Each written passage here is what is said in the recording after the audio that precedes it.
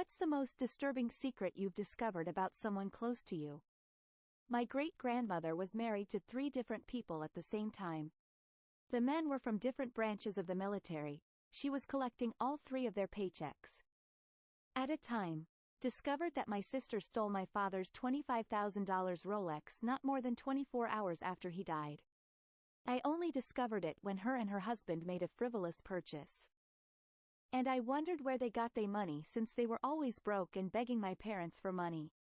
I got suspicious. It hit me that she might have stolen and sold the Rolex, had the paperwork, ran a track on the sales history and discovered it had been sold to a pawn shop down the street from where my sister lives. Went to the pawn shop and after a bit of persuasion got them to tell me who sold it to them, and it was my sister. Me and my mom disowned her. It never ceases to amaze me. Not only that people with absolutely no shame and no scruples exist outside of fiction, but also what they're prepared to do in order to satisfy their own greed. As my grandmother took her last breath, she lay there on her bed in her room dead. My mother, sister, brother, aunt and I were with her. She was an amazing woman. It was a terribly sad event to lose her. My aunt began putting lotion on her hands. At the time I don't think any of us thought much of it. I think I recall thinking, that's sweet. It was a little strange, but I just thought she was doing it because my grandma's hands may have looked dry. And it was maybe the last time she'd ever be able to do something like that for her. My sister yells out in a very angry, aggressive tone, "You fucking bitch." And we all kinda step back like, whoa, WTF just happened, what's going on here? We're all puzzled looking at my sister like, what was that about? She then says, she just slipped her rings off her fingers. That was a bad day. My aunt then rushed the sale on the house even though my mom didn't want to sell it at all. My family has been fractured ever since that day. Instantly I knew he rings came off. Dang. Me too. My grandfather had his wedding ring stolen during his last moments when he was in a coma. We know it was one of the hospital staff, but don't know who because no proof. Security told us it happened a lot. Face with symbols on mouth. When my husband was getting admitted to ICU, the staff told me to take his wedding band and keep it with me because it will 100% get stolen. I am so lucky I still have it. My grandma had 12 kids. The second oldest son was mentally challenged and lived with her whole life. When she passed, about 10 of us went over and renovated the house, got grand's trinkets out, fixed our mentally challenged family member up with a new bed, new TV, new appliances, demoed a few walls and really made the place just for him. Shortly after, one of our aunts came to visit. Slept in the bed and left him in a cot, took him to the bank and attached herself to the account. He took the whole inheritance, making purchases off his account, and then she started moving all the valuable things out of the house I lived closest, about 40 minutes away, and when I went to visit the next month, it looked like the house had been looted and the aunt had moved back to hers, 5 hours away. This mentally challenged uncle lived a few years on his own until we realized how constantly people tried to take advantage of him. Then we moved him into a facility.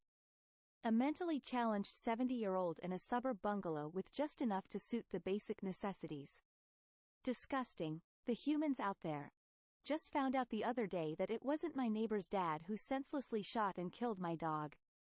It was his son, who I was close friends with. He did it on purpose. He knew how much that dog meant to me too. I also found out the other day where he lives. He's a meth head now. So I'll just let nature or the police do their thing. Rip doggo. Gone but not forgotten. Sorry for your loss. One night as a kid I heard my parents having an explosive argument in their bedroom which suddenly went quiet. The door was closed and locked. I found out during a drunk phone call from my mother it was because she attempted to shoot my father in the face with a .303 but it didn't go off when she pulled the trigger as there were no bullets. They were both horrified and just stared at each other apparently. They're still together. Why are they still together if she had the intent to murder him? WTF skull. Excellent question. One I have no answer to. My mother-in-law shot her late husband and was arrested. That's not how he died, though. They got back together and he eventually died from a cardiac event. People are intense. My grandmother talked about a neighbor lady that shot her husband in the head and he went to court with her to testify on her behalf. They got back together. After he got out of the hospital. Died married. And GT. Died married. Wasn't that going to be the case if she'd had better aim? My former wife, now ex, and I were having problems. I was certain she was cheating on me. I found her notes where she was figuring out and had added up how much I was worth dead. Geez. I think I need a chiropractor as that was a sharp left turn I did not expect. Graduated boot camp and wondered why my brother wouldn't talk to me. Turns out he was fucking my ex while I was there instead of delivering my letters. Guess guilt. Ate him up and he thought it was simpler to keep up the lie and not have a brother, right up until an old friend from my hometown told me what happened. What happened next? My girlfriend was estranged from her sister for years and never understood why. They patched things up when their dad got sick and needed help. One night they had some drinks and the sister started ugly crying telling my girlfriend she had something to tell her. But she never got it out. Same sitch as yours. I'm guessing. She probably slept with my GF's ex. In high school, one of my best friend's date raped his girlfriend then dumped her. The next day at school the girl was crying asking her friends what she did wrong. She did nothing wrong. The guy had been my friend and I never spoke to him again. I actually had a similar thing happen in high school. I started dating a guy and I was a virgin at the time. He kept bugging me about having sex with him within the first couple of weeks of dating and he decided to get me drunk at a party. I think my drink possibly was spiked, because I woke up the next morning in the bathroom of the house where the party was without my pants on and him asking me if the sex was good. I was embarrassed and humiliated and he was mad that I was upset so he dumped me the next day. This was 2 decades ago but I still remember blaming myself for a while. I hated going to school after that. Having to see him in the hallways. I ended up graduating early so I could get out of there as soon as I possibly could. Cannot imagine having to see my rapist every day. Glad you're out. Found out after his death that my great-uncle was a grand wizard in the KKK. Opened a chest in his attic with photos from rallies, lynchings, and cross burnings. All around some rural part of Alabama. We were actually horrified by the discovery and suddenly realized why he was so negative towards his black hospice nurse who was otherwise kind-hearted and caring with him and the family. There are a lot of groups that make timelines and piecing records together for Southern black families. If y'all didn't destroy the images you should look into reaching to a group to research into those lynchings. Edit. If you are saying this commenter is terrible for not sending this to historians, stop.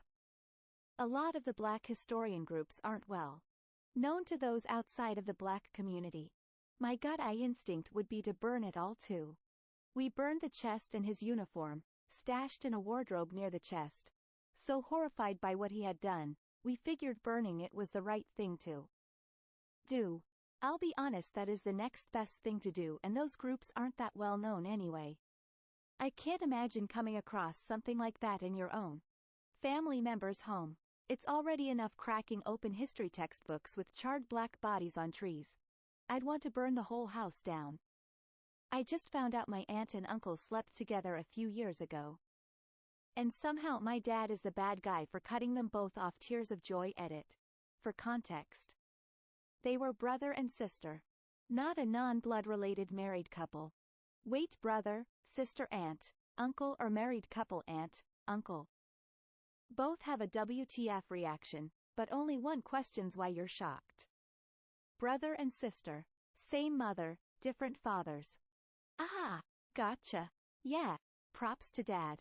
My coworker lets her dog hump her leg every morning till he releases, while she has her coffee, which has stayed with me since I heard it. I can't think of anything else when they talk to me. The shit some people admit, man. You wouldn't be able to torture this information out of me. I completely understand you were simply answering the question asked, but I am begging you to never share this again. Because for the rest of my life I have to. Wonder how many people are this sick and can function normally. My grandfather beat someone to death. My dad was an only child, but my grandmother was once pregnant with my dad's younger brother. When she was 6 months pregnant, someone in construction equipment ran over the car she was driving and she lost the baby. While she was in the hospital, my grandfather found the guy and beat him to death. From what I understand, he was in jail for about a week before he was released.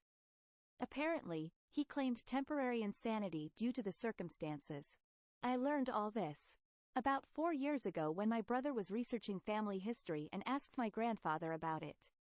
I've always seen him as a nice, little old man.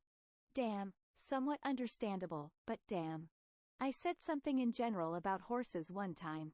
My good friend just kinda shrugged and said, "Huh. My uncle got fucked to death by a horse. What the hell?" Turns